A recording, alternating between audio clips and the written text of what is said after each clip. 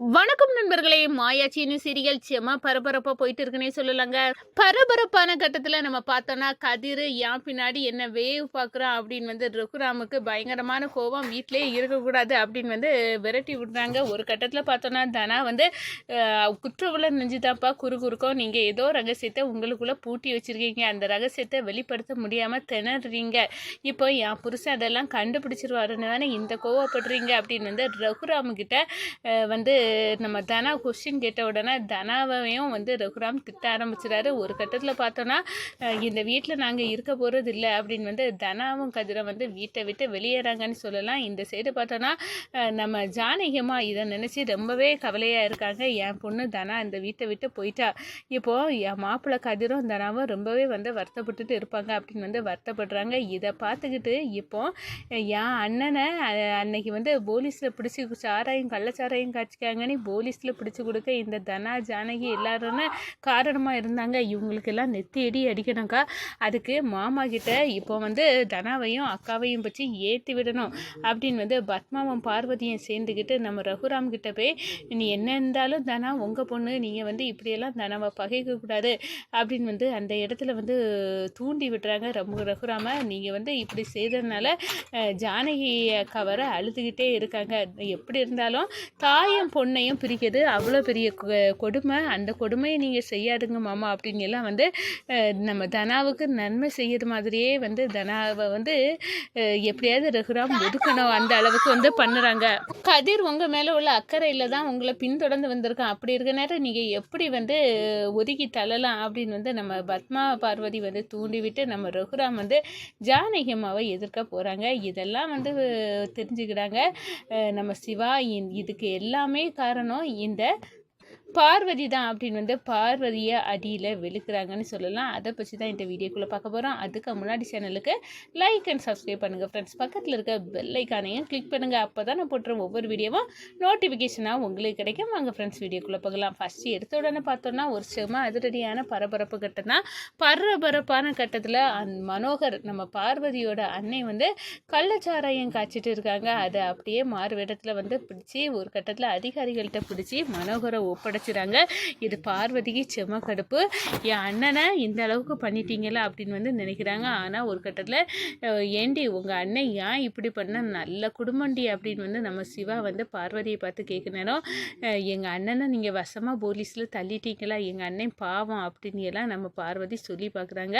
ஆனாலும் அண்ணன் பண்ண தப்புக்கு தண்டனை அனுபவிச்சே தீரணும் அப்படின்னு சிவா அது சொல்லுறது நம்ம பார்வதிக்கு செம கடுப்பாகுது. இதுக்கெல்லாம் இந்த ஜானகி தனா மாயா இவங்க எல்லாம் தான் காரணம். அவங்கள நான் சும்மா விட போகிறதில்ல அப்படின்னு கொந்தளிக்கிறாங்க. இந்த சைடு பார்த்தோன்னா நம்ம கதிர் ரகுராமை ஃபாலோ பண்ணுறாங்க. ரகுராம் ஹாஸ்பிட்டலில் போய் ஒரு 20 வருஷத்துக்கு முன்னாடி சிவரஞ்சனி அப்படின்னு ஒரு பொண்ணை நான் இங்கே அட்மிட் பண்ணேன், அவங்களோட டீட்டெயில் எல்லாம் யாராவது கேட்டால் கொடுத்துருக்கீங்களா அப்படின்னு எல்லாம் கேட்குறேன்னா இல்லை அப்படின்னு நாங்கள் எதெல்லாம் சீஃப் டாக்டர்கிட்ட சைன் வாங்காமல் கொடுக்க மாட்டோம் சார் அப்படின்னு எல்லாம் பேசுகிறாங்க. இதெல்லாம் கேட்டு நம்ம ரகுராம் கேட்டுட்டு இருக்கத நம்ம கதிர் மறைஞ்சு நின்று கேட்குறாங்க. ஒரு கட்டத்தில் பார்த்தோன்னா கதிர் நம்மளை வேவ் பார்க்குறான், நம்மளை ஃபாலோ பண்ணிகிட்டே வரான் அப்படின்னு அந்த இடத்துல ரகுராமுக்கு கோவம் வருது.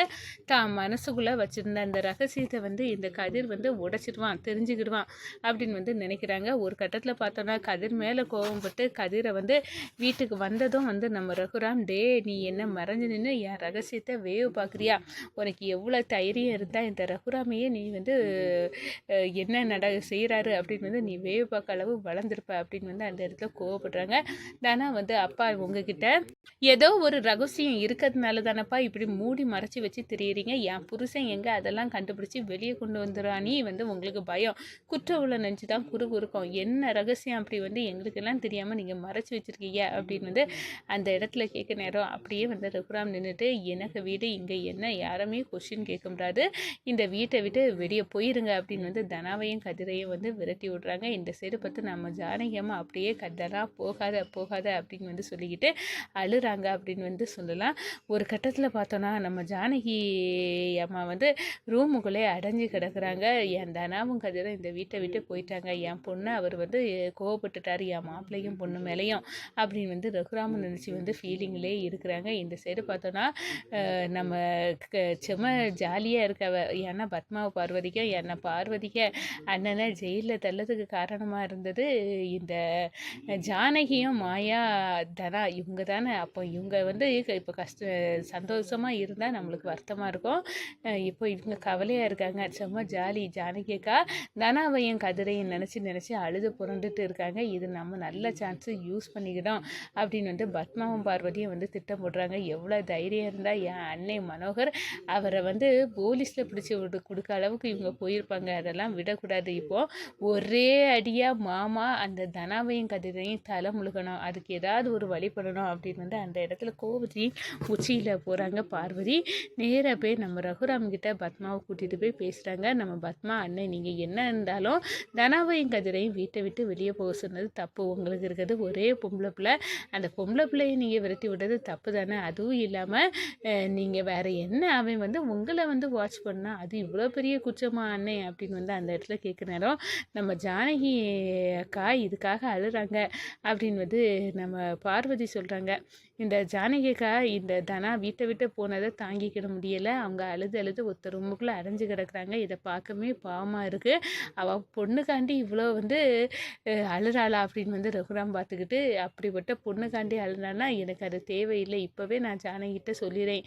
அவளை நான் தலை முழுகிறேன் அப்படின்னு வந்து தனாவையும் கதிரையும் தலை முழுக அளவுக்கு நம்ம ரகுராமுக்கிட்ட ஏற்றி விடுறாங்க பத்மா பார்வதி. இதெல்லாம் பார்க்குறாங்க. இப்படி அன்னை கோவப்பட்டு தனாவையும் கதிரையும் வெளியே வரட்டது கூட என் பொண்டாட்டி தான் காரணமாக இருப்பா போலுக்கு அப்படின்னு வந்து பார்வதி மேலே வந்து சந்தேகம் வருது சிவாக்கு. ஒரு கட்டத்தில் பார்த்தோன்னா நம்ம சிவா நேராக போக நான் உன் அண்ணனை ஜெயிலில் பிடிச்சி வச்சதுக்கு நீ தனாவையும் கதிரையும் வீட்டை விட்டு விரட்ட அளவுக்கு ஸ்கெட்சை போட்டு என் அண்ணனுக்கிட்ட ஏற்றி விட்டு சரி பண்ணியிருக்கேன். என்னங்க நான் எதுக்கு ஏற்றி விட போகிறேன். அவரே புரிஞ்சுக்கிட்டாரு. அந்த தனா கதிர் உண்ட வீட்டுக்கே இருந்தங்க பண்ண மாதிரி மாமாவுக்கு உள் கூத்து எல்லாத்தையும் வந்து விசாரிக்க ஆரம்பித்தது உங்கள் அண்ணனுக்கு பிடிக்காம தான் இந்த வேலையை பண்ணியிருக்காரு. அதுக்காக நான் என்ன பண்ணேன் அப்படின்னு வந்து அந்த இடத்துல சொல்ல நேரம் நீ ஓவராக தான் போயிட்டு இருக்க. நீ தான் காரணம்னு எனக்கு நல்லாவே தெரியும். உன்னை என் கண்ணிலே முடிக்கக்கூடாது அப்படின்னு வந்து அந்த இடத்துல அடின்னு நம்ம பார்வதியை போட்டு அடித்து வந்து விழுக்கிறாங்க சிவா. இந்த சைடு பார்த்தோம்னா எப்படியாவது வந்து என்னை ஒரு வாரத்துக்குள்ளே நம்ம நிரூபிக்கணும் அப்படின்னு வந்து அந்த இடத்துல வந்து ஜீவாவாட்டு நடிச்சிட்டு இருக்கிறது வாசு.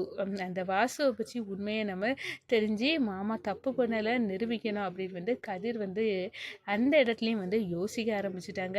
வெளியே வந்து ரகுராம் வந்து வீட்டை விட்டு துரத்தி விட்டாலும் மாமா தப்பு பண்ணலைன்னு நம்ம நிரூபிக்கணும் அப்படின்னு வந்து கதிர் வந்து நினைக்கிறாங்க. இந்த சைடு நம்ம கதிருக்கு வந்து பழைய நினைவுகளை வந்து இந்த தூண்டி விட்டது மாதிரி ஒரு செயின் வந்து கையில் வந்து கிடைக்குது. அந்த செயினை எடுத்து வச்சு நம்ம கதிர் வந்து பார்த்துட்டே இருக்காங்க. நம்மளுக்கு வந்து எந்த ஒரு விட்டகுற தொட்டகுற மாதிரி ஏதோ ஒரு நினைவு வந்து மாமாவின் பழைய ரகசியத்தில் ஒருவேளை நானும் இருப்பேனோ அப்படின்னு வந்து ஒரு எண்ணம் நம்ம கதிருக்கு வந்து தோணுதுங்க.